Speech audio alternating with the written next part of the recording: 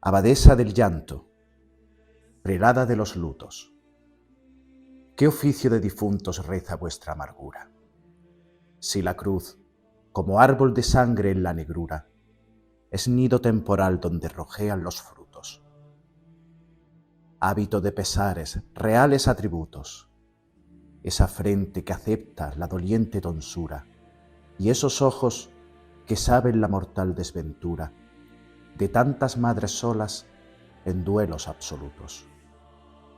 No lloráis por Jesús, lloráis por los humanos a ciegas en el páramo confuso de la vida, afligida del cielo, varona de pobreza. Unge del óleo zarco que emana de tus manos el corazón, el ascua altanera y herida, desolada del mundo, dama de la tristeza. Púrpuras velas, cárdeno navío. Este primer verso del soneto compuesto por Julio Aumente al Santísimo Cristo del Remedio de Ánimas nos hace retrotraernos a un pasado solo un poco lejano. En la Córdoba de los postrímeros rayos de los 40 y los brillantes jalones de los 50, en la Real Parroquia de San Lorenzo Mártir, un grupo de fieles vinculado al mundo académico, a las letras y al arte, refundan la muy humilde y antigua hermandad del Remedio de Ánimas. Entre ellos destacan algunos miembros del grupo cántico, como Pablo García Baena y Miguel del Moral. Todos tenían claro el rumbo que querían tomar y sabían cuáles serían los pilares estético-ontológicos que caracterizarían a la corporación. Sin embargo, antes de la refundación de 1949, anduvieron por otros caminos. Debemos, pues, retroceder un poco más en el tiempo, algo antes de la refundación de 1949. Aquellos jóvenes que proyectaban para sí la fundación de una nueva hermandad en su ciudad, acudían con frecuencia a la iglesia de la Merced. Allí vieron un antiguo crucificado que por los años 40 era cubierto en ocasiones con telas y paños, haciendo que la estática factura de la imagen cobrara vida. Aquello les maravilló en extremo, si bien no fue lo único que los cautivó. Junto con el crucificado, la imagen de candelero de la Soledad de los Plateros también llamó poderosamente su atención. El luto negro, el rostro enmarcado, las manos juntas en oración. Todo aquello sobrepujó sus corazones y los animó a emprender ese proyecto que en un primer momento bullía tan solo en sus corazones, en sus mentes y en las charlas privadas que tenían entre sí. Animados y decididos, hablaron con el responsable de la Iglesia de la Merced. En dicha entrevista expusieron sus intenciones y explicaron lo que pretendían desarrollar en torno a esas dos imágenes que no pertenecían por entonces a ninguna cofradía. Sin embargo, no obtuvieron el beneplácito requerido y tuvieron que orientar sus intenciones a otro lugar que no fuera ese.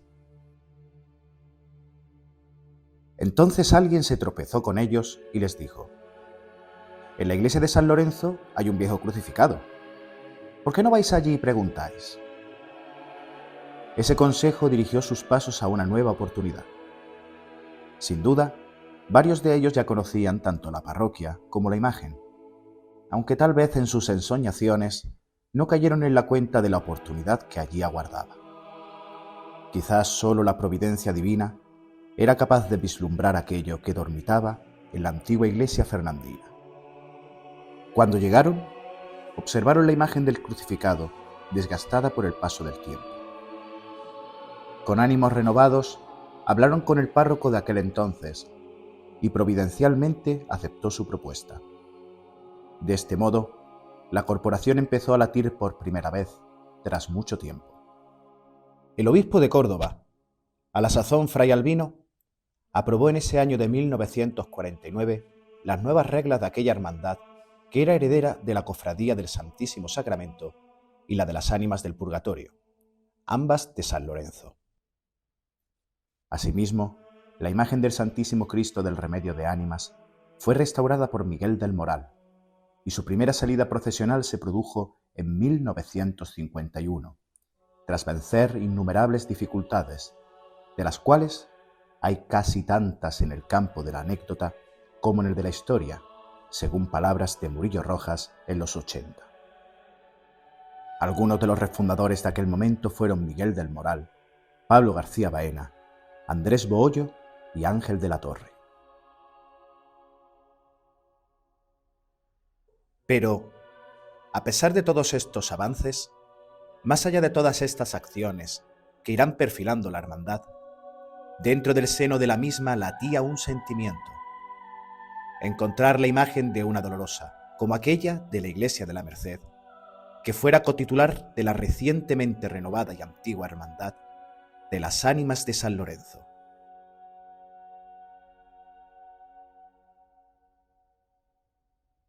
Querida Hermandad del Remedio de Ánimas y Nuestra Señora Madre de Dios en su tristeza, lo primero, gracias a todos vosotros por esta invitación a participar también en esta fecha, que es una fecha memorable, estos 50 años de la imagen de la Virgen de las Tristezas. Y después de la gratitud, también enhorabuena es bueno subrayar las efemérides que vamos viviendo, ¿no? Esos 25 años, boda de plata, boda de oro 50, boda de diamante 75, pero son fechas que entrañan una serie de actos y sobre todo es como elevar los niveles de amor, ¿no? De contemplación a la Santísima Virgen. Esta imagen es una imagen muy entrañable. Yo recuerdo que en las predicaciones, en las homilías, en los cultos, en los triduos que le hemos hecho, siempre me gustaba contemplarla. Le pedía, pues en las Eucaristías, contemplemos esta imagen, porque hay 3 destellos muy bonitos en esta imagen, preciosos. Es una imagen que inspira una gran serenidad. Te fijas en el rostro, en el semblante, los párpados bajados, como si no quisiera ver los males nuestros, los pecados nuestros, ¿eh? Pero es un rostro de serenidad, ¿eh? Es una imagen que inspira también una intensa piedad, ¿eh? Vemos a la Virgen piadosa, es decir, se ve que está en una actitud de oración, el hecho de tener las manos cruzadas, ¿eh? Nos invita también a cada vez que veamos a la Santísima Virgen, nos invita a ser personas serenas, personas piadosas y personas orantes. Nada más que contemplando la imagen, ya estos 3 destellos podemos grabarlos en nuestro corazón porque son muy importantes. Podemos decir que el cincuentenario tenemos que celebrar que todos los hermanos mayores que me han precedido han contribuido pues, a que la imagen de la Virgen esté en el estado que está y podamos celebrar un cincuentenario, ¿no? Cada uno ha ido aportando en su mandato, bajo sus circunstancias, porque volvemos a decir que no podemos mirar esa historia de 50 años con la perspectiva de ahora, sino que cada uno en su momento ha tenido sus circunstancias, pero que a pesar de eso, cada uno ha apostado siempre y que bueno, gracias a ese esfuerzo hemos llegado al punto en el que nos encontramos ahora mismo y que vamos a celebrar y que creo que es motivo de alegría para la hermandad. En los cincuentenarios, todas las celebraciones, todas las efemérides que se hacen en torno a una fecha y en torno a un acontecimiento son para acercarnos más a ese acontecimiento. El cincuentenario de la llegada de esta imagen de la Virgen nos invita a que nos acerquemos más a la Virgen, que como he dicho anteriormente es nuestra Madre y nos quiere con locura. Y es, en una definición muy bonita, el atajo más corto para llegar al corazón de Dios. Desde 1949 hasta 1975, la hermandad continúa su camino penitencial desde San Lorenzo por las calles de Córdoba, poniendo en el tapete de la devoción semanasantera el ruego continuo por las ánimas del purgatorio.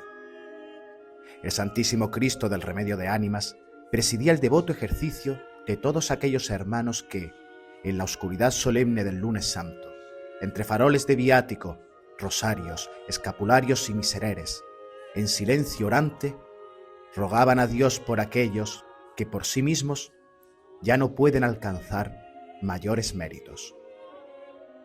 Así lo plasmó Francisco Montero Galvache en el pregón de la Semana Santa de 1957. En la sombra desgarrada del Cristo de San Lorenzo, consolación de las ánimas, Santo Cristo del Remedio, túmulo sobre las calles, cordillera de silencios, maceración de atavíos, noria de los crisantemos, jardín de los purgatorios, primavera de los muertos, como una gigante súplica a Cristo desde el Carmelo. Mas en el pensamiento de la hermandad, el deseo de encontrar la imagen de una dolorosa que acompañara a la venerable imagen del Santísimo Cristo persistía. El tiempo discurría a su modo, y los hermanos de ánimas no lograban hallarla. Parecía que la intención primigenia de los refundadores no sería satisfecha. Sin embargo, los caprichos del destino son por definición incontrolables, aunque si se prefiere, más bien hay que hablar de la mano providencial de Dios, que todo lo ordena según su sabiduría. En cualquier caso, todo cambió con un viaje a Écija. Aquello fue una casualidad, la verdad. Nosotros, la hermandad tenía pensado, buscaba un templete para la espina del paso de Cristo. Y entonces, en la charla nos dijeron que había un anticuario en Écija que se dedicaba y tenía muchas cosas de iglesia, de santos y tal. Y entonces dijimos, nos juntamos y dijimos, oye, ¿por qué no nos vamos a Écija a ver si viene lo que buscamos? Entonces este hombre se llamaba Luis Ceballos. Y quedamos un día, un sábado, en ir a verlo. Llegamos a ver a este señor buscando el templete y resultó que templete no tenía. Y cuando íbamos a salir, le dije yo, Luis, ¿y de vírgenes tiene algo? Y dice, mira, ahí detrás, en esa habitación, tengo algunas. Miramos y resultó que las vírgenes que tenía eran pequeñitas, o sea, no era lo que pretendíamos, porque la hermandad también estaba interesada en una virgen. Pero me dijo que había un señor que en una almoneda le había tocado y que tenía intención de venderla, que pedía 15.000 pesetas por ella.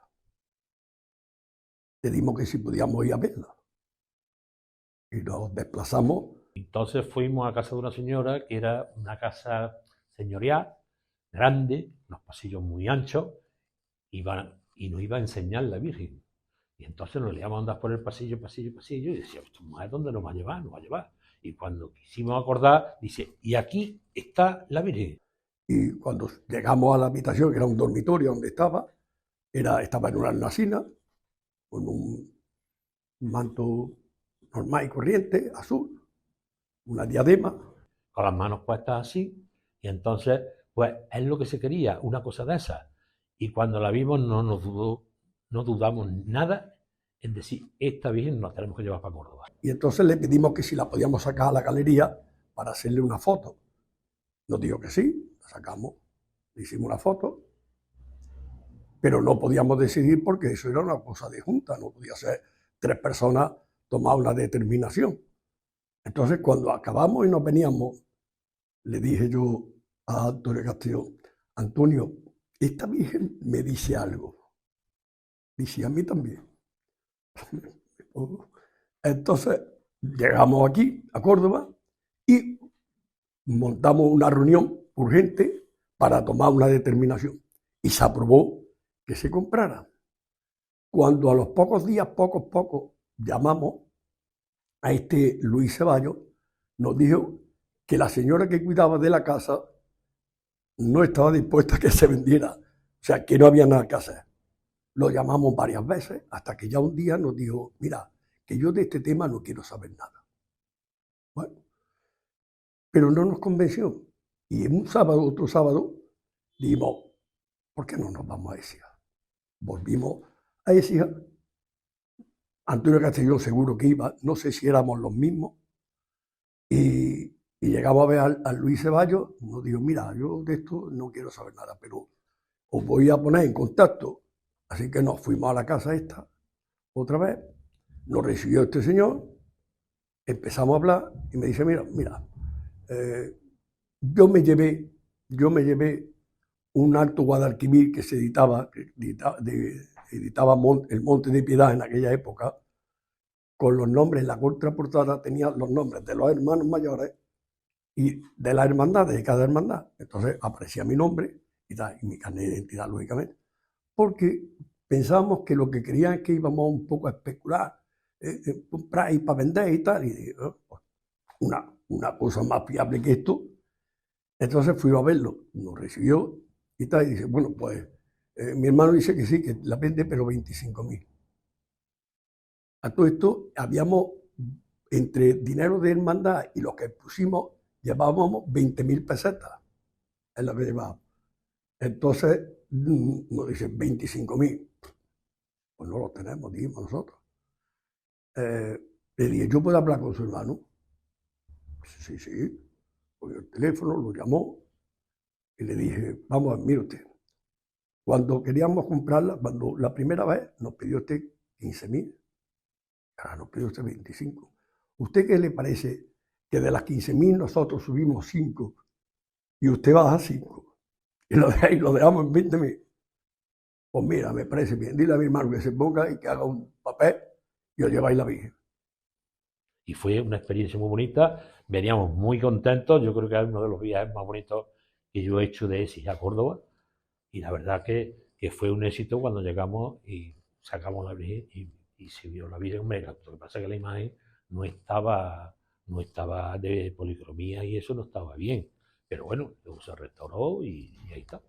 Los hermanos acogieron muy bien la llegada de la Virgen, quizás porque también les decía algo. Cuando la Virgen llega a la hermandad, la verdad es que queríamos una Virgen, nos encantó, pero claro, eso era cuestión de la Junta de Gobierno y de los más cercanos, porque luego la hermandad es verdad que estaba muy acostumbrada a tener nada más que el Cristo. La primera vez que llegó la Virgen es como si llegara una niña a tu casa nueva, como una hermana, y entonces nos quedamos un poco mosqueadillos, como que bonita y que no sé qué, y dándole mucha coba porque nos quedamos así pasmados, unos pocos. Era la Virgen que con rostrillo, sin rostrillo, con pelo, sin pelo. Ya, bueno, después de todo eso, esto se llevó a la Virgen, se llevó a Miguel Arjona a que le hiciera el pollero porque la Virgen no tenía talla y él la restaurara un poquito. Y como yo fui de los primeros que se bajaron del coche con la Virgen, pues también pasa lo siguiente, que fui el primero que le hice una foto. Y eso es que era una cosa que no esperaba yo en mi vida, porque que yo con la Virgen, yo sigo siempre del Cristo y todo, porque la Virgen no la teníamos, pero que creo que es un orgullo hoy tener esa Virgen en la Hermandad de Ánimas. ¿Por qué? Porque es distinta y es de otra manera, guapísima. Lo que pasa es que mucha gente es que no la ha visto así de frente, que han ido a la iglesia, pero si la ven de tú a tú, esa de la Virgen es más bonita. Nos metimos ahí en San Lorenzo, en la iglesia, y le dije a Antonio Atellón, empieza a poner y a quitar, tráete un rostrillo y tráete tal, y empieza a montar y tal. Y de una forma la Virgen, la veíamos, hacíamos una foto. Ahora viste la otra foto, y ya me llegó a decir, bueno, que vamos a estar aquí toda la noche montando y tal. Yo, mira, Antonio, esto tenemos que salir. Lo que vayamos a hacer, tenemos que salir convencidos. Entre unos pocos se le compró un manto, a otros le hacían las enaguas, o sea, fue una etapa también muy bonita porque la Virgen no tenía de nada y no sé, hubo también eso, una unión entre los que estábamos, las mujeres de la Junta, que sus maridos estaban en la Junta, nos juntábamos para hacerle un regalo a la Virgen todos los años, o sea, no sé cómo explicarte, fue unos años muy bonitos. Además era idónea para la hermandad. Creo que era idónea porque era fuera de lo común. Es que la Virgen encaje, como decimos, en el proyecto original de Grupo Cántico con respecto a la idea que tienen de una imagen mariana cuando realizan, porque claro, hay que aclarar que cuando ellos refundan la hermandad, aunque no existe imagen de la Virgen todavía, pero ellos ya tienen en mente cómo tendría que ser esa imagen de la Virgen, ¿no? No solamente la imagen, sino el baldaquino. Por eso ellos desde primera hora tienen claro lo que quieren. Entonces, durante muchísimos años ellos están, le dan esa impronta a la hermandad y aunque no hablan mucho, o no hay mucho testimonio de la idea de la Virgen, ¿no? Ellos, aunque lo tienen claro, ¿no? Es curioso cómo después, con el paso de los años, siendo otro grupo de gente, aparece la imagen de la Virgen con las connotaciones que ellos tenían en mente. Es decir, eso sí me parece muy curioso, ¿no? Cómo algo que no está previsto va apareciendo y la Virgen perfectamente encaja en esas formas que ellos tenían, ¿no? Que fuera una imagen antigua, con las manos unidas, en oración, y todo eso aparece, ¿no? Con otro grupo de hermanos que ya son posteriores, es decir, eso sí me parece muy curioso. Y que quizá a lo mejor podemos decir que ahí vemos un poco también la mano de ella, ¿no?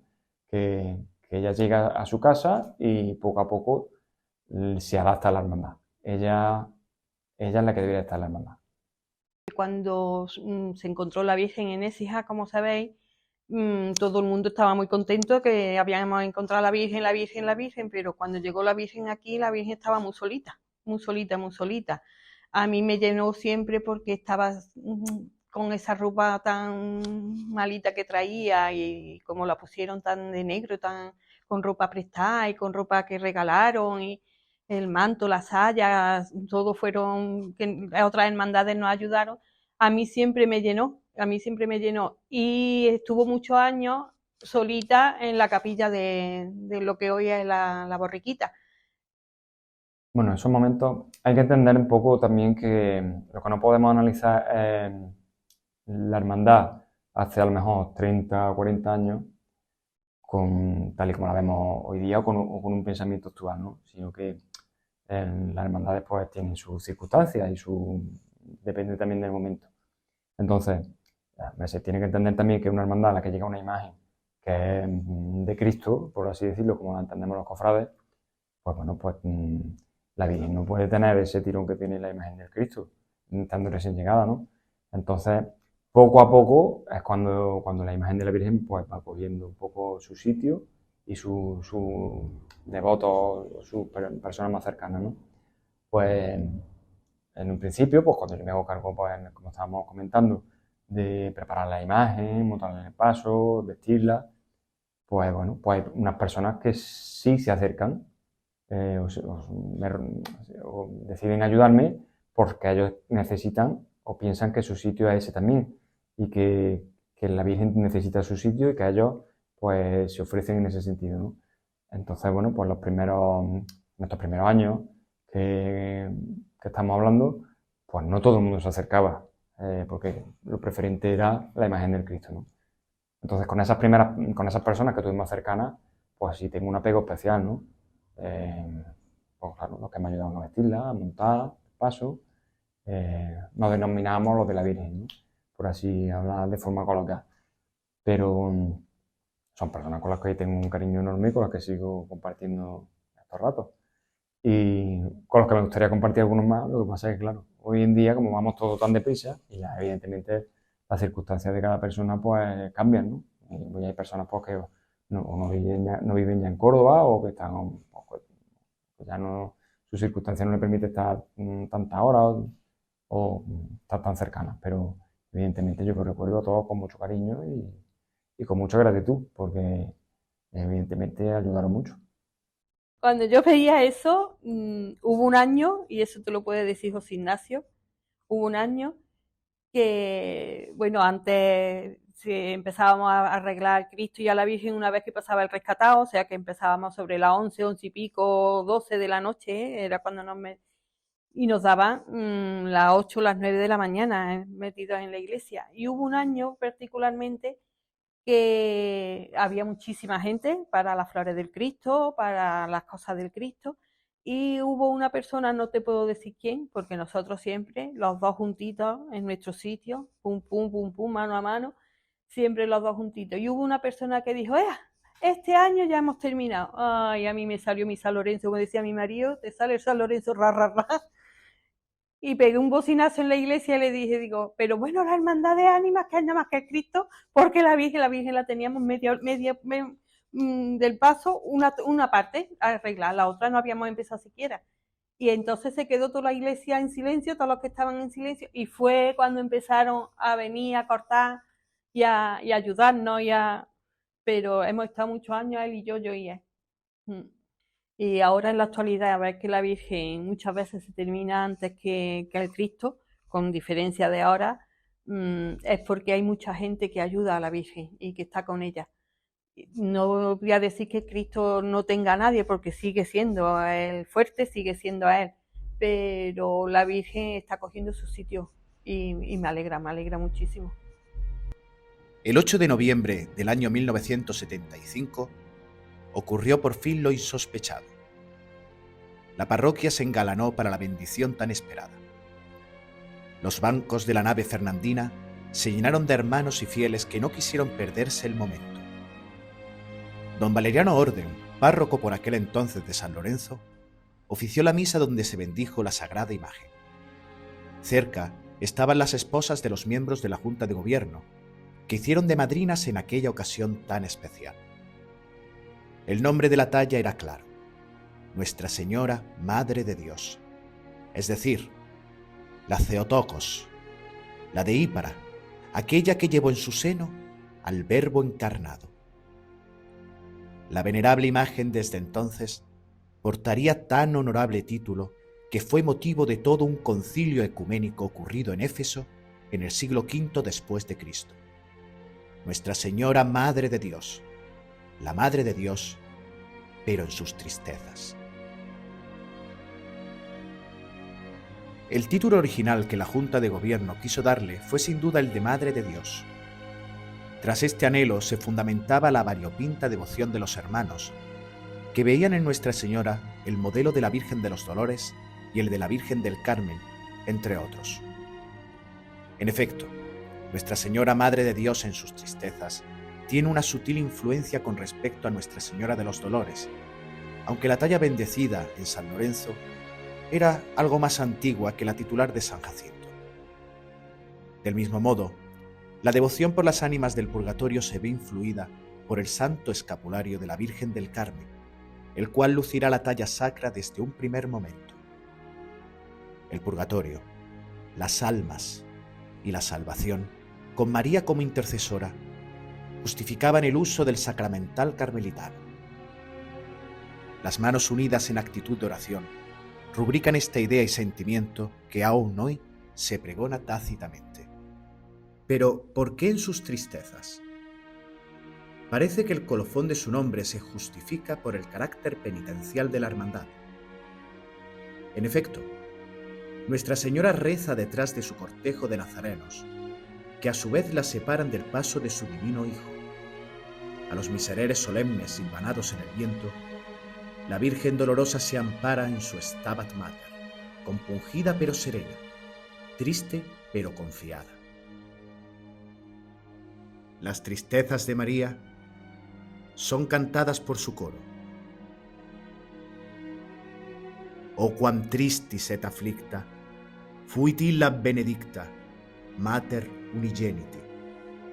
Es decir, oh qué triste y afligida estuvo aquella bendita madre del unigénito. Hubo que esperar al año 1977 para que Nuestra Señora pudiera salir por primera vez en procesión un lunes santo. Para ello se preparó un paso con canastilla de plata y portado por costaleros. Todo quedó dispuesto. Los hermanos nazarenos con sus faroles estaban bien ordenados. El rezo del rosario comenzó en cuanto se abrieron las puertas de San Lorenzo. El incienso ya inundaba la fábrica interna de la parroquia, mientras el Santísimo Cristo del Remedio de Ánimas salía por el arco donde el miserere persistente actuaba de hostiario. Más nazarenos continuaron alargando la comitiva. Y en ese momento llegó la hora en que se cumpliría otro ansiado deseo. Pero no fue así. La bendición de la Virgen fue una cosa muy especial para todos, porque allí mismo se le entregó a la Virgen la corona que iba a llevar de plata nueva. Y entonces fue una satisfacción muy grande para todos los que estábamos allí, y especialmente para mí, que entonces era yo hermano mayor, y esa corona la encargué yo para que se hiciera de plata. Bueno, eso fue una cosa que la verdad, eso no se te puede olvidar nunca, ¿eh? No se te puede olvidar nunca, ¿eh? Eso es de todas las señoras, de los miembros de la Junta de Gobierno, que se pusieron, bueno, señoras, no, hombres no, ultra submarinos, y que se pusieron todas de acuerdo en ser madrina de la Virgen, todas con sus mantillas, en la capilla. Entonces la capilla ya se hizo. Eso fue de verdad, eso fue un espectáculo, ¿eh? Espectáculo no de exhibiciones, no. De cariño hacia lo que nos íbamos, a lo que nos habíamos encontrado, que la estábamos queriendo ya entre todos. Eso fue un espectáculo. El paso que se hizo era un paso cincelado de un proyecto de Miguel del Moral. Y entonces se le encargó a Manuel de los Ríos, en Sevilla, que quizá no había hecho muchos pasos, creo que no. No se pensó en que los respiraderos fueran respiraderos, sino que fuera una canastilla, con lo cual no llevaba respiradero, propiamente dicho. Y Miguel, Manuel de los Ríos, no captó la idea, o no la captó, o no se la explicamos. Y entonces el paso, en vez de hacerlo solamente con muy poca distancia entre el punto de arriba de la canastilla y el punto de abajo, esa curva tenía que ser muy poco pronunciada. Y lo hizo al contrario, hizo muy pronunciado. Por lo cual quedaba mucha distancia entre la parte de lo que es la tabla, la mesa, con lo que era el respiradero, la parte de abajo, había mucha diferencia y tal. Y entonces ahí lo hicimos, quedó bien, nos costó, estaba muy bien de precio y salimos ese primer año. Pero se vieron los problemas muy gordos. Lo que recuerdo de aquella estación es que nos salió fatal todo. De hecho, se nos cayó hasta 2 dedos al Cristo. 2 dedos se le cayeron y menos mal que vinieron a mis manos para guardarlos, para después arreglarlos. Y unos cortes muy raros. Después nadie había para llevarla a San Lorenzo. ¿Por qué? Porque los que iban debajo iban todos asfixiados. Yo el primer año que salió la Virgen, yo no la saqué a la calle, porque entonces la Virgen, Andrés Roy, que vivía, estaba en el Paso de Cristo y a raíz de la Virgen pasó al Paso de Virgen, porque la pusieron a costaleros y hubo un tema de respiraderos que, en fin, no se hicieron como a lo mejor se tenían que haber hecho, pero bueno, o a lo mejor no se tenían que haber puesto las trabajaderas en ese momento. O sea que hay dos cosas. O no se hizo bien o no se tenían que haber puesto las trabajaderas. Porque el motivo fue en la calle Condomás, la gente no podía, la gente no respiraba y la gente se mareaba y había que sacarlos por los laterales. Entonces fuimos a poco hasta llegar a la calle, al aparcamiento de Daco, no me acuerdo ahora mismo bien cómo se llama la calle aquella. Y entonces allí ya prácticamente no iba nadie debajo del paso, hubo que sacarlo y aquello fue un desastre. Un desastre en el aspecto de la cofradía que se paró, de la gente que no estaba. Y yo te aseguro que yo pensé que la Virgen se quedaba en el Daco, en los aparcamientos esos, porque es que no había forma. Pero entonces se presentó Guillermo de la Linde, que era de la hermandad de la Buena Muerte, y se presentó con unos pocos y dijo, venga, vamos para adelante. Se metió debajo, se subieron los fardones para que se respirara, y yo me agaché en una de las veces y le dije, oye Guillermo, ¿cómo es que no se puede con esto si tú no tienes? Dice, hombre, ¿tú no has visto los chinos lo que llevan aquí, que llevan las 2 chismas estas? Pues esto está igual. En la parte esta de la esquina no hay nadie, o sea, van sueltas, van. Cuando tú levantas, esto te machaca, porque claro, el costalero no está cogido de esquina a esquina, sino que está nada más que en la mitad, dejando una parte de las esquinas la dejaba libre. Pero ese fue un motivo del tema de costaleros, pero luego fue otro que en ese año la hermandad propuso, por la situación de sacar a la Virgen y todo eso, alargar un poco el recorrido y hacer San Zoilo. Y ese año llevaba yo el paso de Cristo, y bueno, y eso fue todo un problema, tanto de un paso como de otro. Ustedes sabéis que San Zoilo es una parte estrecha, un paso a ruedas no se puede mover como se mueve un paso a hombros, y se pasó muy mal. Y luego hubo un cable que no quería quedarse allí, quería venirse con el remedio de ánima a San Lorenzo. Pero en fin, al final lo pudimos sacar y llegamos a San Lorenzo un poquito tarde, a las 5:30 de la mañana, pero bueno, eso fue una experiencia para no pasar más por allí, claro. El paso se montó, como no teníamos candelabros, pues se pidieron a San Hipólito, no, a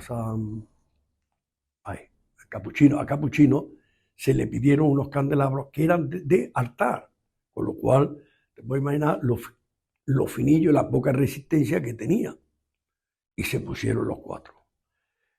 Cuando salimos en la misma entrada de Santa María de Gracia, se cayó el primero. El último se cayó saliendo a la calle Cruz Conde. Y echamos allí mucho rato. Y llegaron unos, yo sabía que eran de otras hermandades, y dice que aquí se va a quedar la Virgen. La Virgen llega a San Lorenzo ya mismo. Y llegaron estos señores, yo conocí a algunos de vista, y se llevaron la Virgen. No puede ser. Llegamos, creo que eran las 4 y pico de la noche, cuando llegamos, regando las calles, con las zapatillas de esparto, regando las calles, ¿te podéis imaginar? Pues estaba la plaza llena, yo creo que estaban esperando a que nos llegábamos, porque era inexplicable que a esa hora hubiera tantísima gente esperando. Pues llegamos. Tras aquella primera salida, todo quedó en suspenso. La Junta de Gobierno de aquel entonces masculló tácitamente la mejor forma de que Nuestra Señora Madre de Dios en sus tristezas pudiera procesionar dignamente por las calles. En primer lugar, decidieron vender el paso que fue comprado por la Hermandad del Resucitado de Puente Genil. Después, Ruiz Baena, por entonces hermano mayor, encargó la realización del baldaquino a Miguel Arjona, proyecto que desarrollará posteriormente José Aguilera durante su mandato y que verá la luz gracias al esfuerzo enconado de los hermanos de ánimas. Habrá que esperar, pues, 4 años para que Nuestra Señora Madre de Dios en sus tristezas vuelva a recorrer las calles cordobesas. Serán 4 años de silencio orante, de paciente y laboriosa espera. En 1987, Pablo García Baena lo expresó con las siguientes palabras. Difícil era decidir cómo debía acompañar Nuestra Señora al impresionante crucificado de ánimas, cuál debía ser la norma a seguir, el decoro artístico y el lujo severo que no desdijera de la seriedad y compostura de la cofradía. Se intentaba también, con firme decisión, hacer una obra de arte que estuviera enraizada en el más hondo pasado tradicional de la ciudad, sin acudir a la fácil copia vecina. Para ello se encargó al gran pintor Miguel del Moral la confección de un boceto que, pensado primeramente para plata, ha sido realizado con inspiración y detalles propios por el notable escultor imaginero Miguel Arjona en madera dorada con oro fino. Se trata de una obra capital de la Semana Santa cordobesa, los respiraderos de un tallado profuso y valiente sosteniendo elegantes cartelas con escudos y alegorías de la Virgen. De las esquinas arrancan las volutas que como varales sostienen entre ángeles una corona real, abierta a modo de baldaquino. Para esta realización se tuvieron en cuenta los templetes procesionales, que supervivientes de una tradición cordobesísima se encuentran en nuestras iglesias. La talla primorosa de los ángeles, la riqueza de frondas y guirnaldas, el esplendor de todo el armónico conjunto iluminado por altos candeleros de cera, hacen de esta obra ingente la más importante y principal de cuantas salieron de las gubias prodigiosas de Miguel Arjona, obra que nada desdice de los grandes retablos mayores cordobeses del siglo XVIII. Una vez terminada la talla en años sucesivos, vendrán los bordados artesanales a enriquecer la negrura del terciopelo en manto, palio o aldrapas. La platería a completar alegorías, corona, candeleros. Y cuando todo este resplandor litúrgico que se alimenta del sacrificio y de la fe pase solemnemente y silencioso, el negro penitente de ánimas implorará desde su corazón: Regina Coeli. La Virgen al principio tuvo un paso que no nos fue bien. Y dijimos, esto hay que venderlo. Como yo estábamos en la agrupación de cofradía que estaba en San Álvaro, pues una de las veces llegamos, estaba allí el encargado el oficinista, y dice, aquí han dejado una nota que están interesados en comprar un paso. Son de Puente Genil, el resucitado. Vimos, a este le colocamos el paso, a esta hermandad se la vendemos. Vinieron, lo vieron, les gustó y lo vendimos por el mismo precio que lo habíamos comprado. Por el mismo precio. Nos lo pagaron en 3 veces, pero en 3 veces prácticamente en el año. Prácticamente en el año. Y además, sin problema, no lo pagaron. Que silencio, que ese paso costó muchísimo dinero, que hoy sabe Dios lo que costará. Y había muchas cosas que comprarle, no solamente eso. Llevaba también un manto que se lo regalamos entre Antonio Castelló y un servidor para poder salir. La primera vez. Y resulta de que le compramos un manto, pero que no estaba bordado ni nada. Un manto liso, en el cual se veía la pobreza que teníamos encima y digamos, lo que se le veía, porque eso es lo que me tenía negro. Se vendió y ya se le encargó el templete a Miguel Arjona. Lo he visto hacer palo con palo y arreglar todo. Yo iba todos los días. Y ya el proyecto estaba hecho de Miguel del Moral. El proyecto es el mismo de Miguel del Moral. Era lo mismo, solamente era cincelado y solamente sin concebir la idea de la canastilla, sino de otra cosa. Y entonces cuando ya se habla con Miguel Arjona y ya empieza, yo ya acabo el mandato, se deja más o menos apalabrado con Miguel Arjona, los precios que iba a costar y tal y cual, y ya Pepe Aguilera es el que lo continúa. Yo me puse allí, y hacía todo lo que yo veía del paso. Si le hemos dado aquí esto, otro allí, otra cosa que has visto arriba. Y claro, yo no soy Miguel del Moral ni Pablo García Ballena, que son, que para descansen, porque esos son señoras que entienden más que yo, cualquiera entiende más que yo. ¿Para qué voy a dar esta mentira? Pero que yo lo viví el día a día, ¿sabes? Eso es muy importante. Yo el paso de la tristeza lo viví porque yo todos los viernes iba a casa de Miguel Arjona. Todos los viernes. Y yo vi el paso desde el principio hasta el final. ¿Qué es lo que pasaba? Yo iba a casa de Miguel, estaba Joaquín, el cuñado, echábamos nuestro ratito, luego nos íbamos a tomar café y eso lo teníamos nosotros como de fin de semana. Y mi mujer venía conmigo también. Y luego, si mi mujer no venía, ya me buscaba yo un socio para que fuéramos. Antonio Castellón también venía. En fin, y nosotros vimos eso crecer y hacerlo desde primera hora. Y eso, cada vez que íbamos, veíamos una cosa nueva. Uy, qué bonito se va a quedar esto. Esto va a ser, está bonito, esto no se queda en su manto. Se hablaba también, esto, como si quiera poner a costalero, esto no se puede llevar.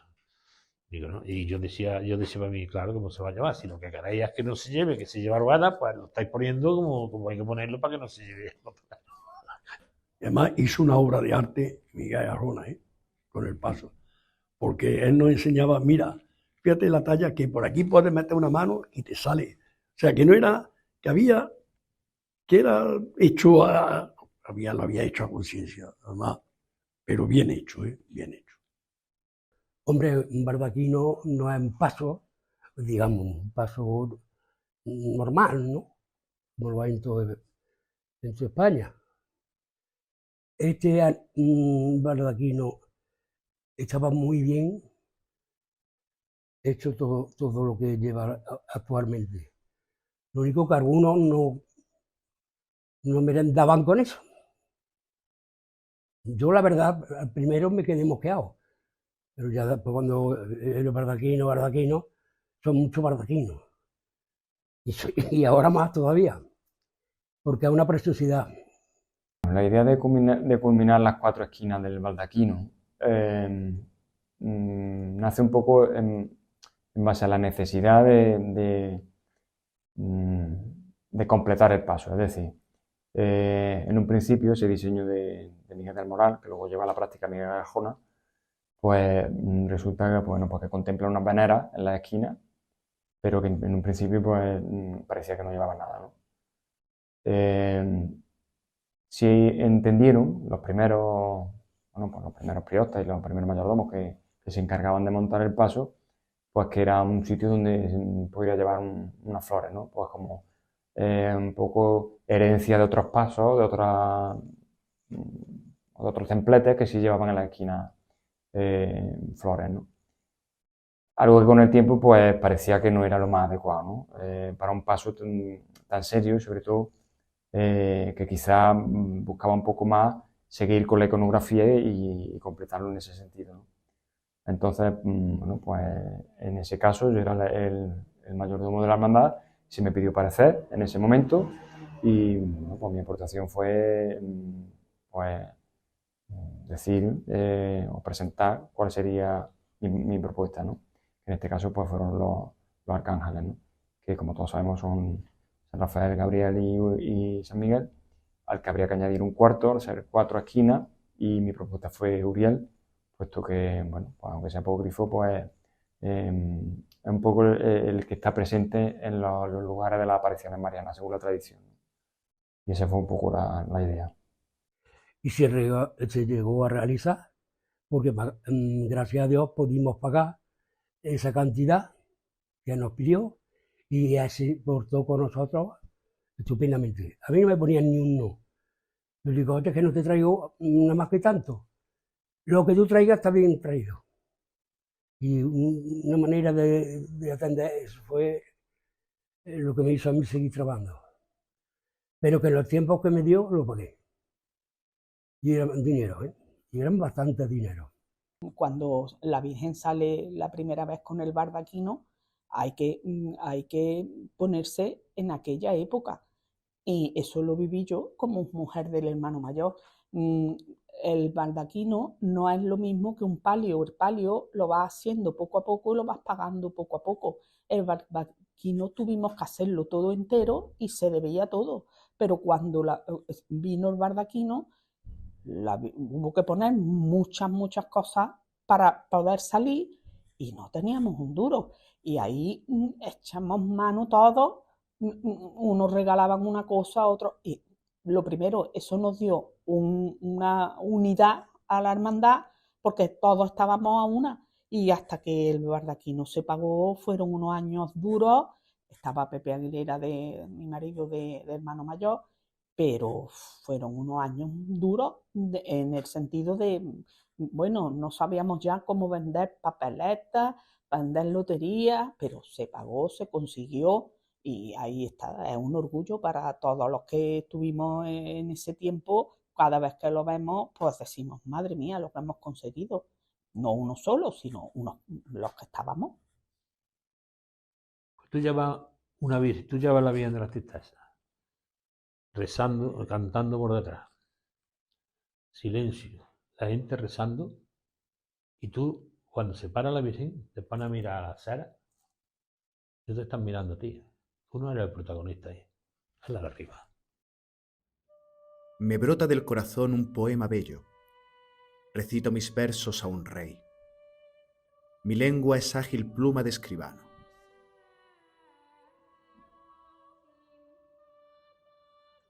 Eres el más bello de los hombres.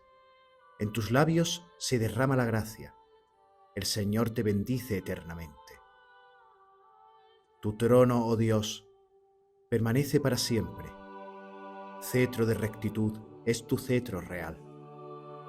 Has amado la justicia y odiado la impiedad. Por eso Dios, tu Dios, te ha ungido con aceite de júbilo. De pie, a tu derecha, está la reina, enjollada con oro de Ofir. Los versículos anteriores pertenecen al Salmo 45. El oro de Ofir de la reina es solo una referencia al ajuar con que la hermandad concubrió a la venerable imagen de Nuestra Señora. Antonio Castelló fue el principal adalid de este propósito, en especial el de su portentoso manto de estrellas, costeado también con el esfuerzo de los hermanos de la hermandad. Bajo cada una de ellas se resguarda el nombre y la historia de cada uno de ellos, que claman como Isabel en el Evangelio: bendita tú entre las mujeres, y bendito el fruto de tu vientre. Junto con esto, los altares dedicados a Nuestra Señora se alzan cada noviembre y cada febrero, pregonando su bienaventurada presencia y susurrando al corazón devoto y fiel las enseñanzas de la doctrina católica. En efecto, cada altar es una catequesis aguda, incisiva y sobrecogedora acerca de los fundamentos de nuestra fe. Pero en todos ellos destaca la figura de Nuestra Señora, quien recibe en cada ocasión los ruegos y plegarias de sus devotos, de aquellos que, como ella, cargan con las tristezas presentes, esperando gozar algún día de las alegrías eternas. Yo creo que esta imagen tiene un atractivo especial. Bueno, quizás lo tiene en Semana Santa, tanto la imagen del Remedio de Almas como la imagen de la Virgen María, Santa María Madre de Dios en sus tristezas. ¿Por qué? Pues yo creo que porque la hermandad ha sabido poner, tanto en la imagen de Cristo, en la imagen de la Virgen, ha dado como un tono especial, como un aroma especial, como un perfume especial. Y en el campo religioso, el perfume siempre es religioso también. ¿Y cuál es el perfume? Es el amor. Ha puesto mucho amor. O sea, al final, la gente, ¿qué es lo que más agradece? ¿Cómo sintonizamos más con la gente? Con el amor.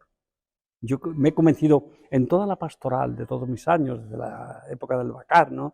De párroco allí muchos años, en la época del Hospital Militar, ¿no? Y después en la etapa de San Lorenzo, con 24 años en este templo y en esta parroquia maravillosa, pues creo que al final, ¿cuál es el método mejor? El amor. El amor a la gente. ¿Y el amor qué es? El amor es acoger. El amor es escuchar. Los 5 compases de la comunicación: acoger, escuchar, dialogar, comprender y enriquecer. Entonces yo diría que la relación con las imágenes, con la Santísima Virgen, con el Señor, con los santos, siempre tiene que ser una relación de amor. Y este amor, es decir, el perfume del amor, que está en los detalles, que está en el cuidado, que está en hacer unos altares de cultos espléndidos, eso lleva mucho amor, lleva mucho trabajo, pero se nota también cuando lleva mucho amor, porque entonces las imágenes tienen como un aroma especial. Cuando se propone la idea de ejecutar un manto de salida bordado de la Virgen, con esa idea que ya aparecía en ese boceto de Miguel del Moral, pero que se ve solamente unas líneas, pues se tiene que especificar cómo tiene que ser ese dibujo, ¿no? Porque a la hora de trazar un bordado, el dibujo tiene que estar trazado. Entonces, Miguel del Moral ya tenía esa idea. De hecho, esa idea la trasladan al medallón del estandarte de la Virgen, que es Rafael Medina. Pero claro, todo eso está idealizado porque son pinturas. Entonces, lo que tienen que hacer es exactamente eso, definir cuál es el dibujo, ¿no? Con unas medidas que se acoplen al baldaquino, porque estamos hablando de un baldaquino que tiene unas formas especiales, entonces hay que adaptar ese manto a que luego se pueda poner, ¿no? Una vez que ya se tiene eso claro, pues Miguel Arjona quien hace el dibujo y se ofrece a los hermanos, pues dado que tiene unas connotaciones especiales, puesto que es un manto lleno de estrellas, pues que cada estrella fuera donación de una persona o de una familia, ¿no? Entonces se ofrece a los hermanos y tiene muy buena acogida. De hecho, pues prácticamente, bueno, toda la totalidad de las estrellas fueron donaciones. Y luego incluso esta parte de la cenefa que bordea, la orla esa que bordea las estrellas. Como curiosidad, lo que son las piezas se bordaron en los talleres de Sevilla. Y luego fue pues mi tío Antonio Castelló, que era el asesor artístico de la hermandad y a quien se le debe pues prácticamente la totalidad de la Juan que hay en la hermandad, ¿no? Me refiero a bordados y la mayoría de las cosas que he hecho están hechas por él, ¿no? Entonces pues en él se confía esa labor y él es quien monta ese manto, que era pues bueno, algo mastodóntico, ¿no? Nos parecía a nosotros, ¿no? No estábamos acostumbrados a esa envergadura. Y bueno, la historia que hay del manto, pues que debajo de cada estrella pues aparece el nombre del donante. Y un poco una breve reseña de quién es cada persona con respecto a su función en la hermandad. Pequeña historia de quién es cada uno de la hermandad. Pero en un futuro, pues si se restaura, pues por alguna vez saldrá a la luz, ¿no? El manto para mí fue una delicia, porque es que también tuvimos que esperar lo suyo, porque estábamos pagando entre los hermanos, como hemos dicho anteriormente. La hermandad también pagaba algunas cosas, pero otras nos las regalaron. Nos las regalamos entre dos, porque todos tuvimos que ganar. El que no podía, pues no podía. Pero que hemos puesto algún dinero. Tú una estrella con tu nombre, tú otra, así me han sacado, no, quiero decir que han sacado de muchas familias. Y de ahí, gracias a Dios, y Antonio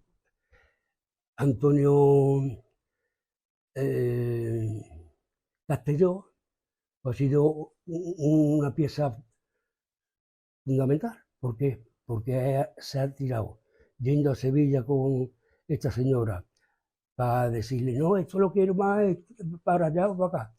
Y ha sido, digamos, el director de su manto. Y no más, porque mejor no se puede hacer.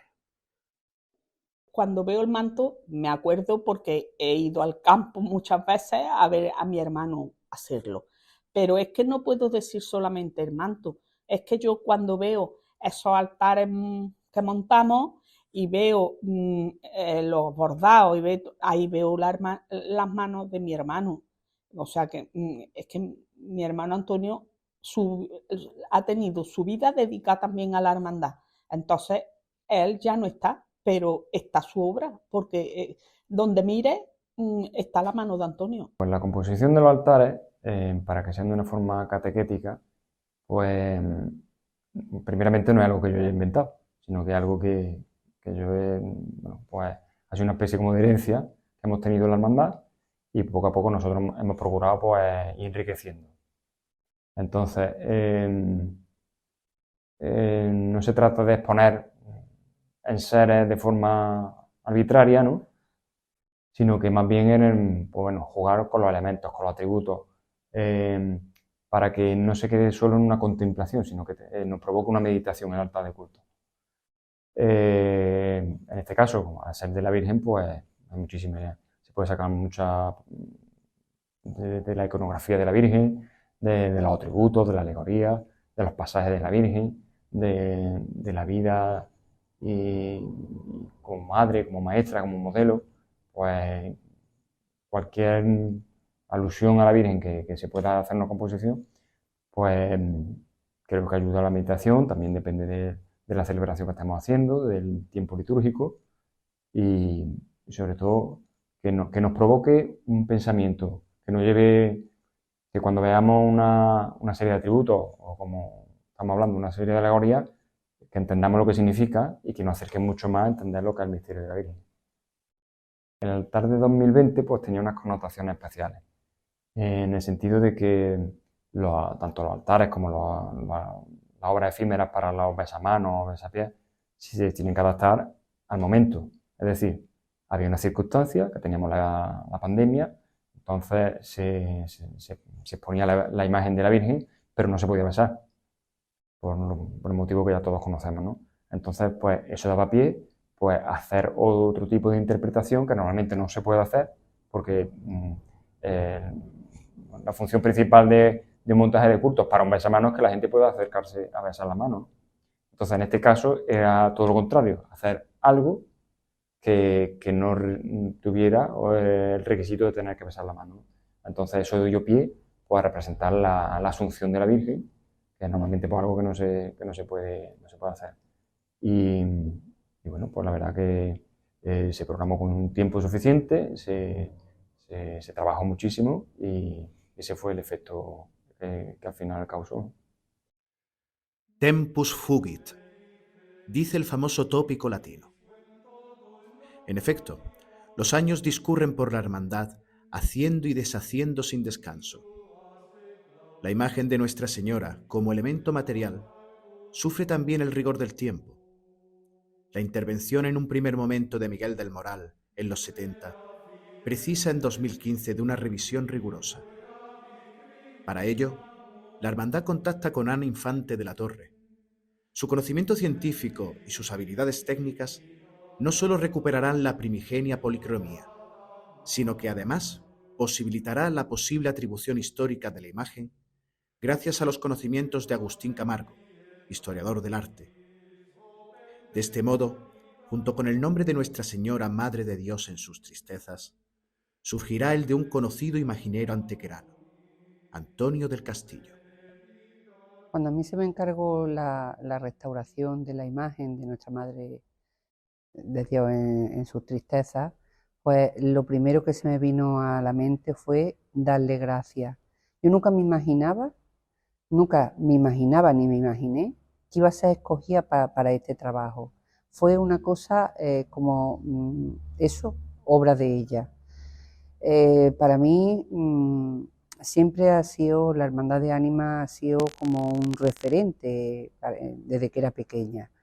Y el poder tocarla y el poder estar cerca de ella, pues para mí fue lo máximo, ¿no? Y sabiendo además la gran devoción que esta imagen, porque es una de las imágenes más devocionales de Córdoba, y no solamente de Córdoba, sino de Andalucía y de la provincia de nuestra ciudad, y para mí era una responsabilidad muy grande. Cuando le dijimos a Ana Infante que la mirara, yo se lo dije porque aquí en la frente de tener el rostrillo se le había hecho como un esconchoncito, y le dije, Ana, ya que estás aquí, ¿por qué no le miras esto que se ha rozado un poquito de ponerle el rostrillo?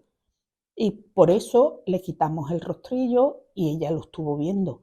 Y al verlo, le vio aquí por detrás dos picaduras y nos dice, esto es de xilófono. La Virgen tiene los bichitos. Y dijimos, pues entonces es que no podemos dejar de restaurarla, o sea, cuando está en peligro, y así fue. El estado de conservación en el que se encontraba la imagen, pues sobre todo el paso del tiempo, ¿no? Es una imagen devocional a la que se venera, a la que se le da culto, y claro, pues por ella pues pasan una serie de condicionantes, ¿no? Tanto físico, químico, de la propia envejecimiento de los materiales que la componen, como a nivel humano, ¿no? Su estado de conservación era delicado, y bueno, fue la primera toma de contacto, ¿no? Cuando le hacemos el examen, un examen primero, un examen visual, y luego a continuación se le hace una serie de pruebas, como pruebas de diagnóstico, como radiografía, luz ultravioleta, para ir determinando dónde estaban los daños, endoscopias, etcétera, ¿no? Para que nos aportaran exactamente la documentación de la que queríamos saber, que era su estado.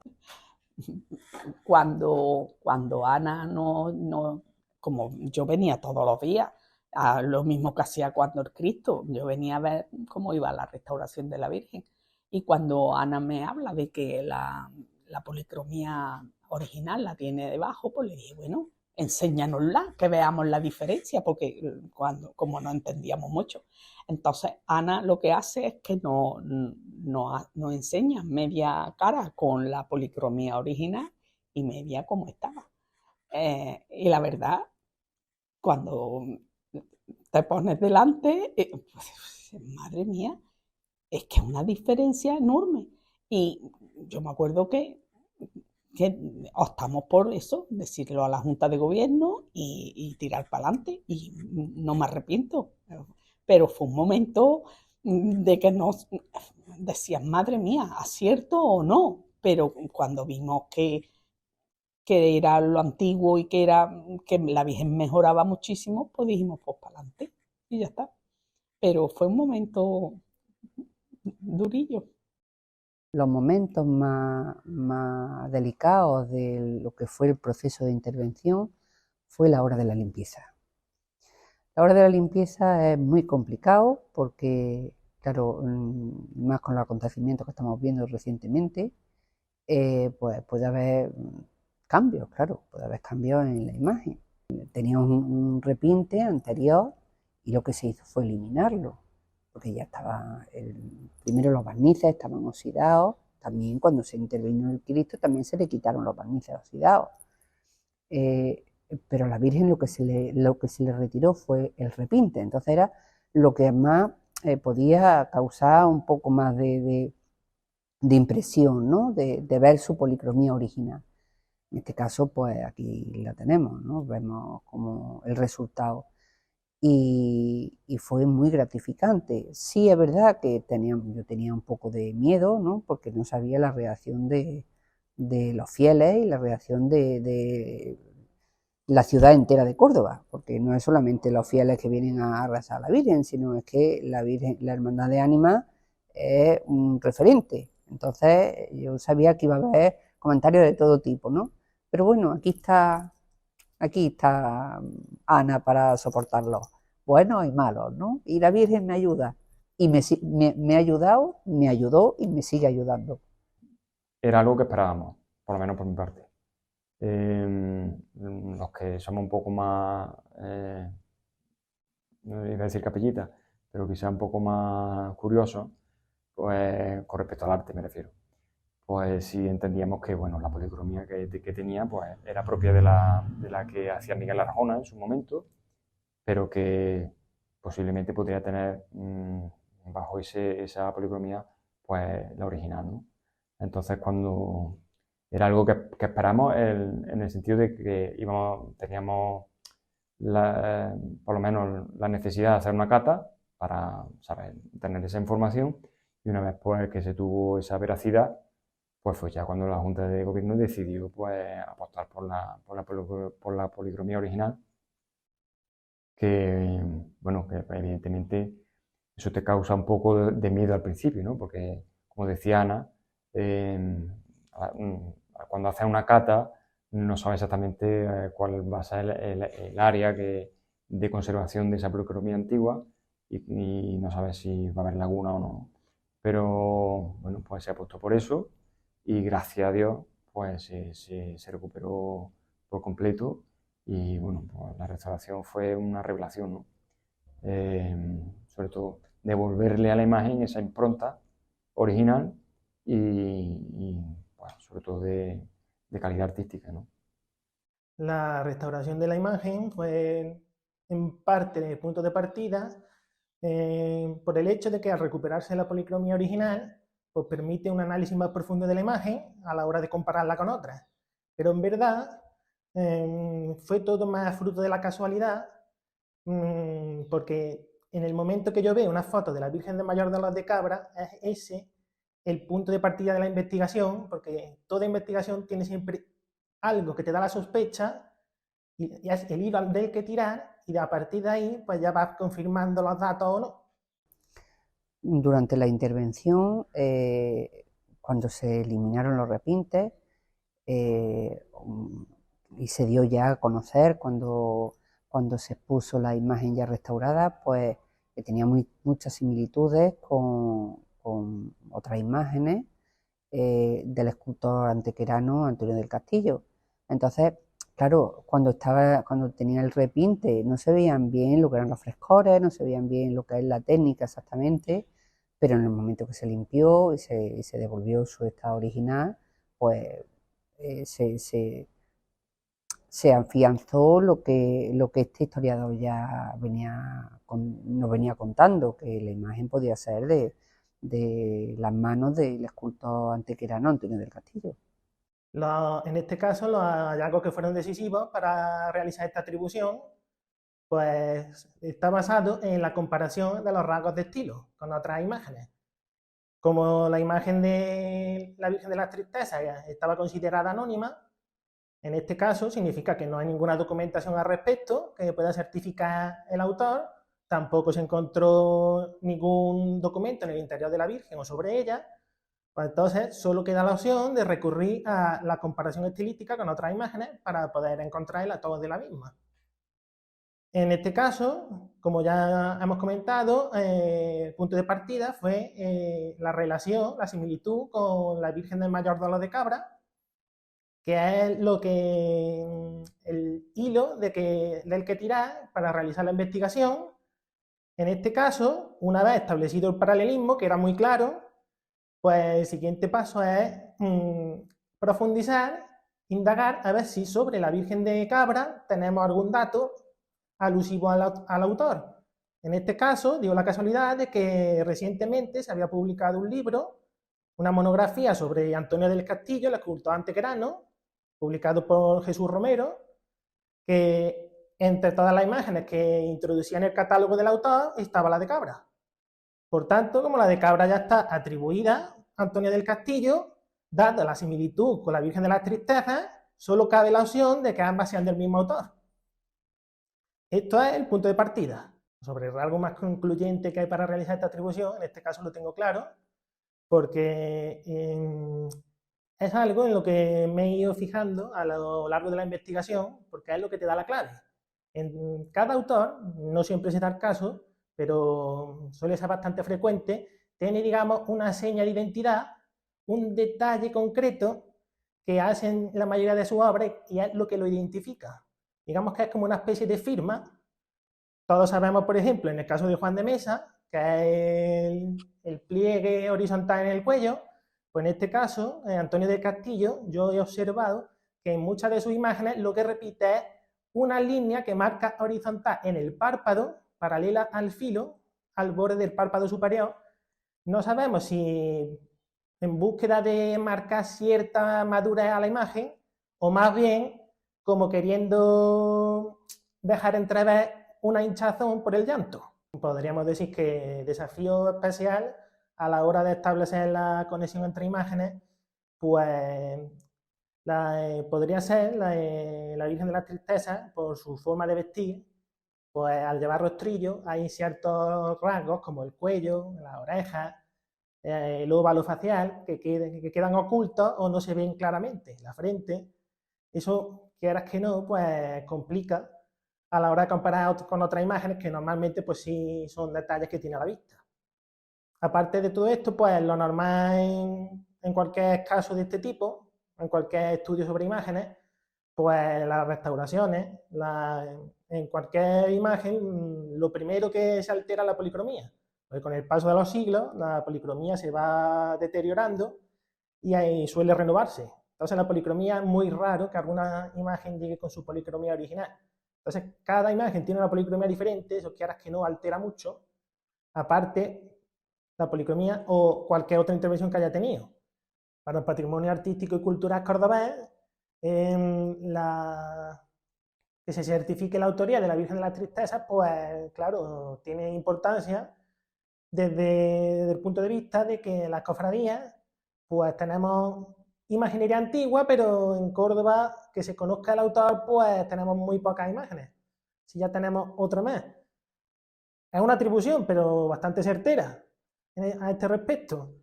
Y con este dato, pues viene a completarse el panorama artístico.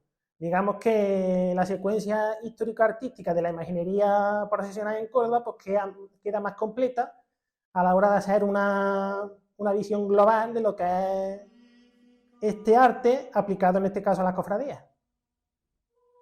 ¿Cómo pregonar correctamente la Semana Santa? ¿De qué modo se puede condensar magistralmente todo el sentimiento, toda la razón, toda la hondura de este sacro momento? Las palabras del hombre no son suficientes para condensar tal importancia. ¿Acaso la palabra humana puede encerrar en sus límites a la acción del Verbo Divino? La palabra tomó carne y acampó entre nosotros, repetimos en el Ángelus.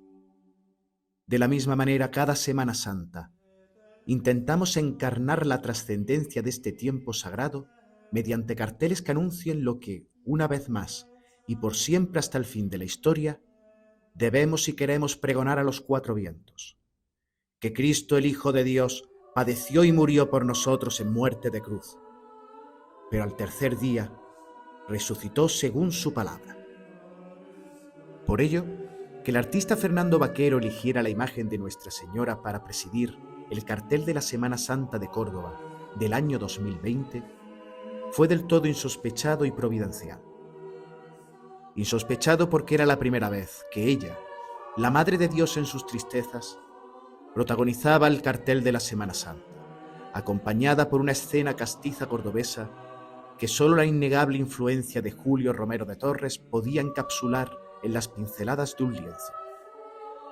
Providencial porque ese año comenzó la pandemia del COVID, motivo de grandes angustias, dolores y tristezas. Tristezas que solo la Madre de Dios, rodeada de tristezas al pie de la cruz, era capaz de expresar con solemne y silenciosa presencia. Verla representada en el cartel de Semana Santa, pues la verdad que fue algo inesperado. Habitualmente porque siempre tiene muchísimo protagonismo el Cristo, ¿no? Como referente a Córdoba, a Semana Santa de Córdoba, ¿no? Entonces ver la imagen de la Virgen algo tan cercano y sobre todo a la que queremos tanto, primeramente pues la verdad que a mí me impactó personalmente. Pero sobre todo además, visto en un cartel tan espectacular, tan creativo y tan perfecto, voy a decir, pues la verdad que fue sorprendente. Vamos, yo creo que para mí es uno de los mejores carteles que ha tenido la Semana Santa de Córdoba. Cuando yo veo todo lo que se ha conseguido para la Virgen en estos 50 años, pues es que veo la mano de eso, de mi hermano, de mi marido. Pepe ha estado 20 años de hermano mayor. Pues conociendo, pues como he conocido a mi tío Antonio Castelló, que se le podía pasar por la cabeza llegando a este cincuentenario y habiendo visto todo ese protagonismo, ¿no?, que ha tenido últimamente la Virgen. Bueno, pues estaría súper contento, sobre todo, bueno, especialmente el cartel de Semana Santa creo que hubiera sido un punto clave, ¿no? Evidentemente la evolución que ha tenido la Virgen con respecto a la Ajuar, pero no solamente por la Ajuar, sino por el sitio que va cogiendo la Virgen con respecto a devoción y el papel que juega la Virgen en la hermandad. Yo creo que bueno, pues estaría muy contento, y no solamente él, sino también mi otro tío, Pepe Castelló, que, bueno, pues que también contribuyó mucho al patrimonio y a esa evolución de la Virgen, ¿no? Porque mi tío Pepe pues también colaboró en piezas de orfebrería, en el enriquecimiento del rostrillo y, bueno, pues muchísimas cosas más, ¿no? Entonces yo creo que ellos estarían súper orgullosos y súper contentos de ver el estado actual y, por supuesto, la perspectiva de futuro que hay con respecto a la hermandad y la vida. Bajo tu amparo nos acogemos, Santa Madre de Dios. No deseches nuestras súplicas en las necesidades. Antes bien, líbranos de todo peligro, oh Virgen siempre gloriosa y bendita. Ruega por nosotros, Santa Madre de Dios, para que seamos dignos de alcanzar las promesas de nuestro Señor Jesucristo. Amén. ¿Cuántas veces a lo largo del tiempo, en el transcurso de la historia, se ha rezado esta plegaria? ¿Cuántas veces los hermanos de ánimas, ante su bendita Madre, han pronunciado estas piadosas palabras?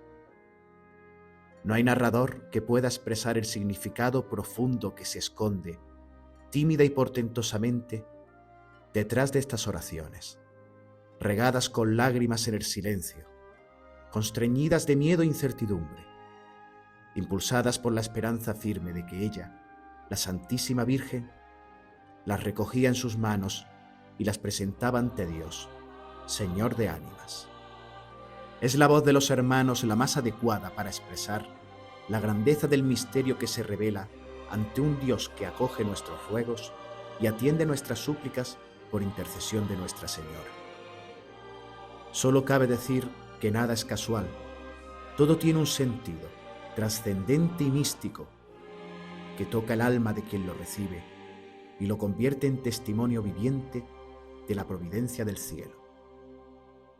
Nosotros empezamos aquí la hermandad, bueno, empezamos primero porque Loli Garrido era de Hogares, y en Hogares estaba también Chari Pepín, y a través de Chari Pepín en Hogares nos metimos aquí en la hermandad, desde el año 84, más o menos, 84. Y para mí eso fue lo mejor que me pasó en la vida, estar aquí en la hermandad, por mediación de Chari y de Pepín. Estaban mis hijas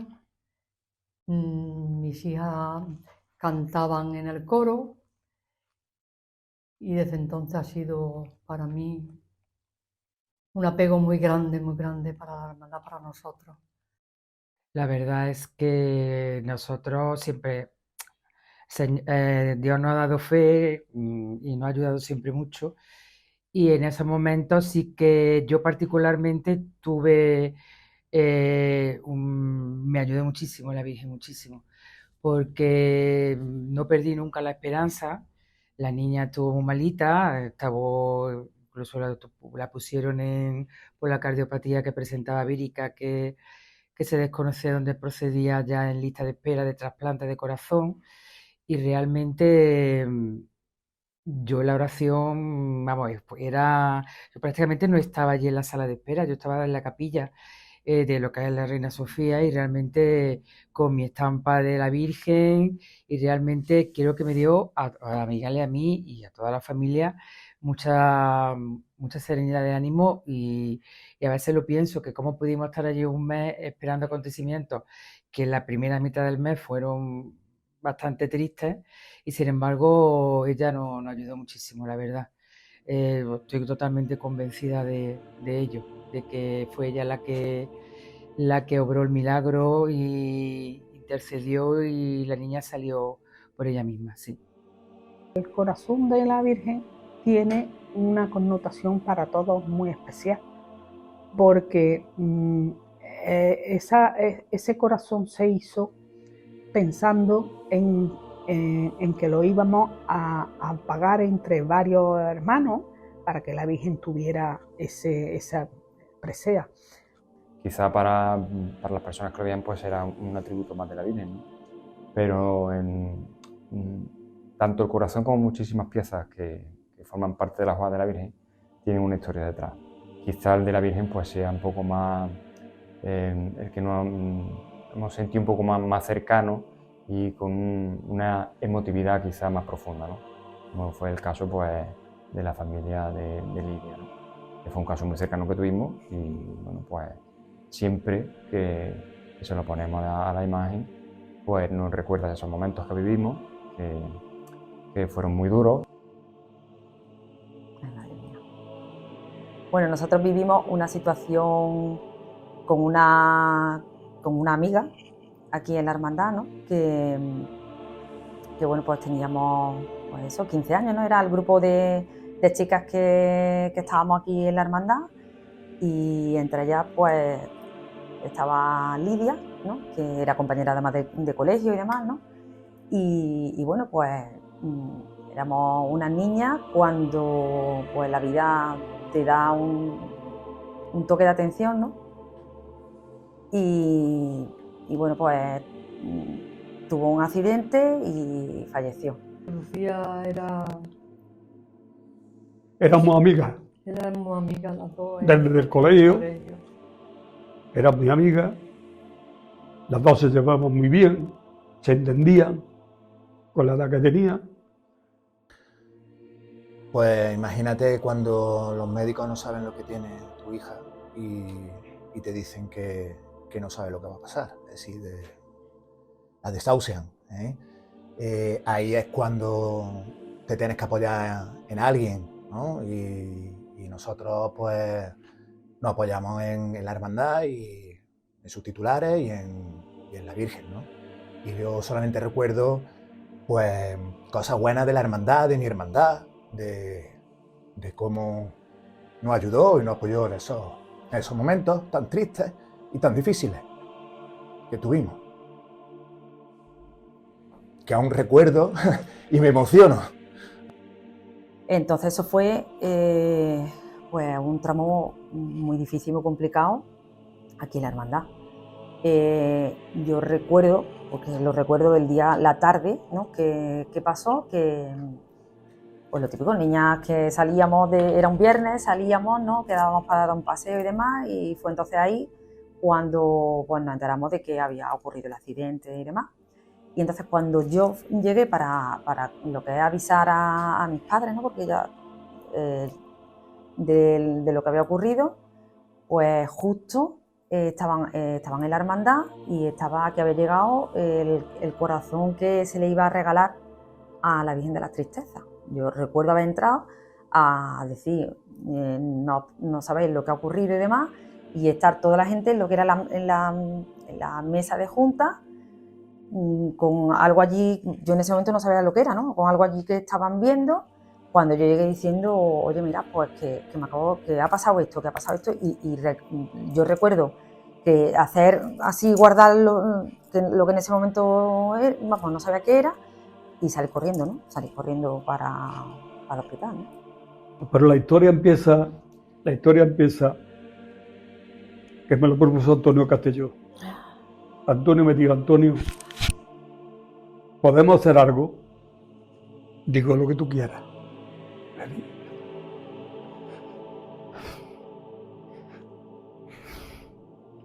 Me dijo, le quiero hacer un corazón a la Virgen. ¿Tú qué dices? Digo, que le haga lo que tú quieras. Hazle un corazón, le pones lo que tú quieras, como tú lo veas. Y efectivamente, él hizo lo más bonito del mundo. Es que el corazón, yo no he visto ningún corazón como este. Lo más bonito del mundo. No lo he visto nunca. Y después, la poesía que tiene detrás, que la hizo Manolo Aparicio, esa poesía, la oración que tiene detrás, maravillosa, maravillosa. El primer día cuando fuimos de la Cruz Roja nos derivaron a Reina Sofía, pues, cuando vino el médico, nos llamó, nos dijo que no sabemos lo que tiene su hija y que ahora mismo la hemos monitorizado, Sí, que no sabemos lo que va a durar, así. Y la verdad que cuando lo ves puesto a la Virgen, pues tiene para nosotros una cosa muy especial, porque nos acordamos mucho de ella, porque Lidia ha sido una niña que ha estado aquí en la hermandad mucho tiempo, hasta que falleció, salía en el coro, en fin, y ya está. Y eso es, cada vez que la ves el corazón, pues te acuerdas de esa familia, que ha sido una familia pues muy querida también aquí en la hermandad. Fue tan duro que nos ayudó incluso, ya no solamente a nivel de creencia y de que, bueno, si la ciencia no te sabe decir, y luego se recuperó, milagrosamente se recuperó, y creemos que hubo una intervención en este caso de la Virgen, porque no aún al día de hoy no se sabe lo que tuvo ni lo que pasó, y nos dio fuerza, no solamente para, digamos, pasar esos días tan malos que pasamos, ¿no? De incertidumbre, de día a día, de no saber lo que pasaba, de si al día siguiente si se podía morir esta noche, dónde van a estar ustedes esta noche. Vivíamos en la sala de espera del hospital. Bueno, es verdad bueno, que en la vida pues hay altos, bajos, medios, ¿no? Entonces hay muchas veces en las que nosotros, la vida te da algunas sensaciones, ¿no? Malas, digamos, y entonces pues te tienes que aferrar a tu fe y entonces pues te diriges a la Virgen para encomendarte a ella y encomendar cómo solucionar o cómo digamos, soportar o llevar, ¿no? Llevar el camino para poder solventar esa situación. Charlaba muchísimo. Lo que guardamos es el muñeco, porque ella se entró con un muñeco, con un conejito. Conejitos, sí. En fin. Para mí, el corazón que donamos a la Virgen es lo más para mí. Me da fuerza, me da fe, me da ilusión en la vida, me da... Nos llena. ¿Verdad? Vamos a ver, yo estoy aquí por el corazón de mi hija. Que si no, yo no estoy aquí ahora mismo. Yo no estoy aquí ahora mismo. Por el corazón de mi hija. He dicho antes que veo el corazón y veo a mi hija. Me da mucha fuerza, como diciéndome mi hija, mamá, estoy aquí, ¿no me ves? Entonces fue un golpe muy duro, ¿no? Para todas las que convivíamos con ella diariamente. Ya le digo, en el colegio, en la hermandad. La verdad es que ni siquiera los médicos sabían cómo había mejorado. Realmente para nosotros fue un milagro, totalmente. Porque ellos estaban muy perdidos. Es verdad que se portaron fenomenal porque empezaron a mandar analíticas, empezaron a llamar a todo el mundo hasta Estados Unidos para ver si prácticamente entre toda la comunidad científica podían saber lo que tenía.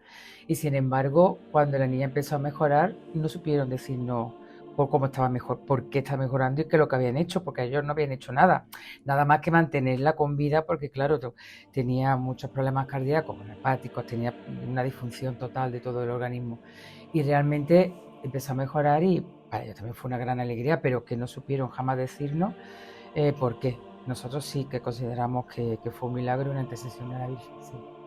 Yo estaba toda la semana trabajando y veníamos los viernes y los fines de semana nos veníamos aquí. No sé si agotar nuestras penas.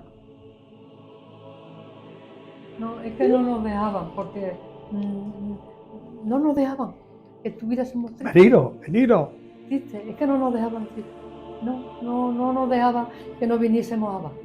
No nos sentimos solos en ningún momento porque todo el mundo estuvo apoyándonos, todo el mundo, yo de verdad es que sentía ese calor, ese apoyo, esa oración y la verdad es que la niña empezó a mejorar ya el miércoles santo.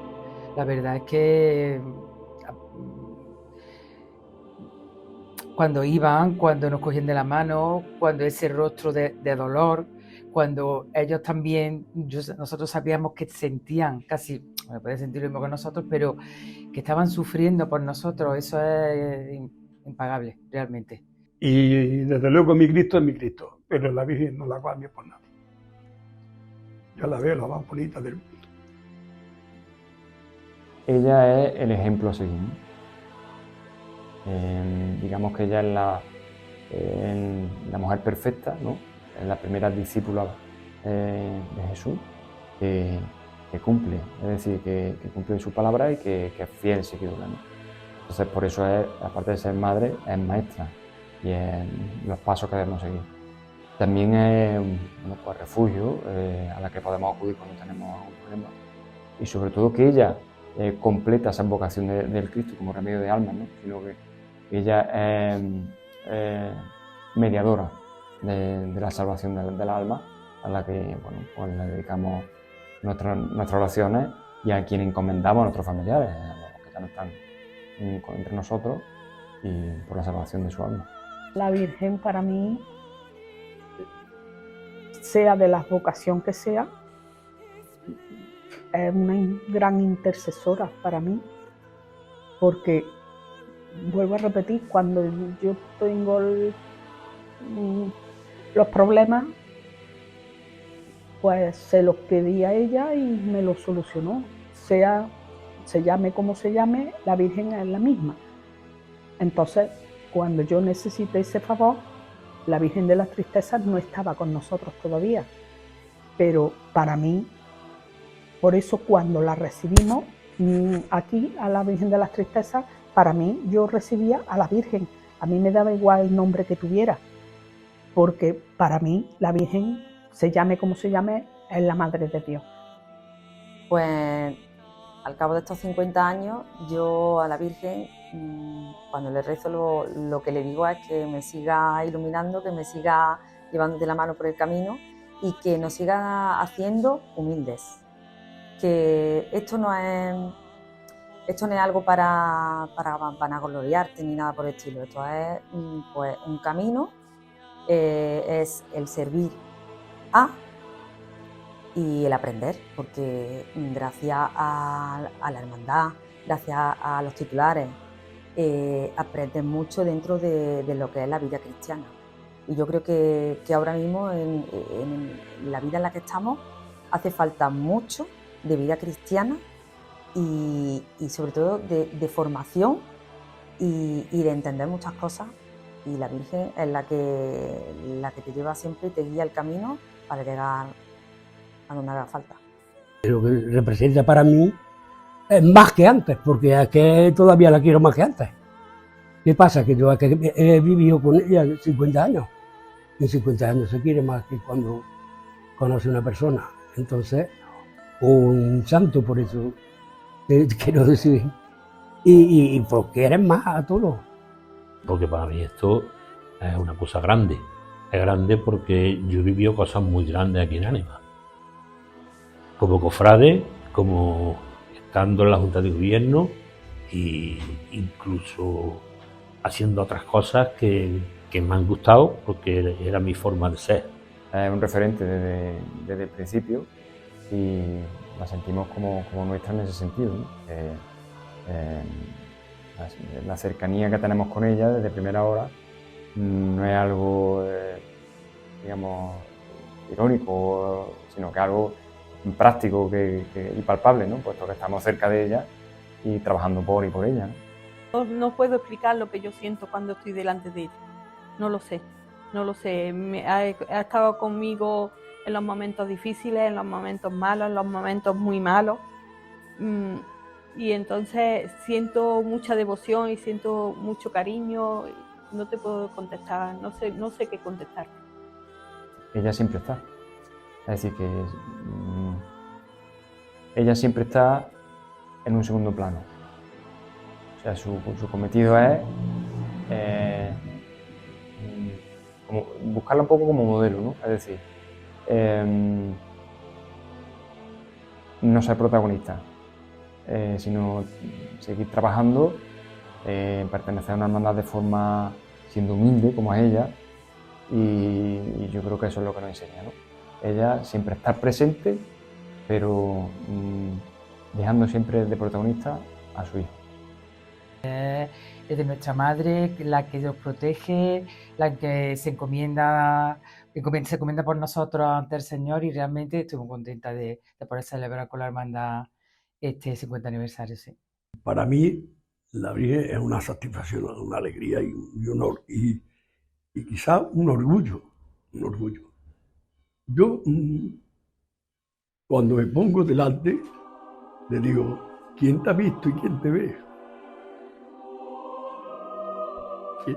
¿Quién te ha visto y quién te ve? Hombre, porque de verla a donde estaba y cómo estaba, a verla como está, entonces para mí es una alegría enorme verla, una satisfacción y orgullo, lo que siento.